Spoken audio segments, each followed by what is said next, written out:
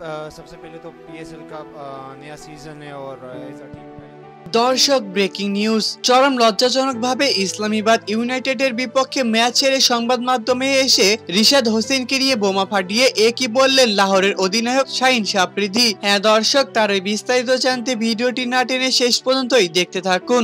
লাহোরের হয়ে শাহিন শাহ আফ্রিদি ইসলামাবাদ ইউনাইটেডের বিপক্ষে মাঠে খেলতে নেমেছিলেন।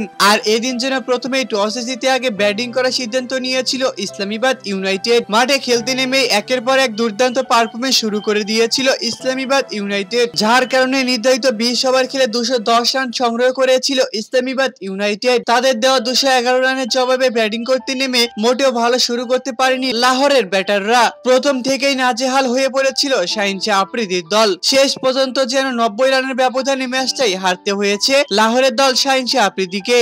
তাই তো শাহিন শাহ আফ্রিদি রিশাদ হোসেনকে নিয়ে বলেন, আজকে আমাদের চরম বড় ভুল হয়েছে রিশাদ হোসেনকে দলে না রাখা। তাই তো আজকে ইসলামাবাদ ইউনাইটেডের বিপক্ষে লজ্জাজনক ভাবেই ম্যাচটা হারতে হয়েছে। আজকে যদি আমরা রিশাদ হোসেনকে আমাদের দলে রাখতাম তাহলে হয়তোবা এরকম লজ্জাজনক ভাবে ম্যাচটা হারতে হতো না। তো দর্শক, রিশাদ হোসেনকে কি পরবর্তী ম্যাচে লাহোরের দলের হয়ে মাঠে খেলতে দেখা যাবে, নাকি আবারও সেই সাইড বেঞ্চে বসেই দিনগুলো কাটাতে হবে? তা আপনাদের কাছে কি মনে হয়?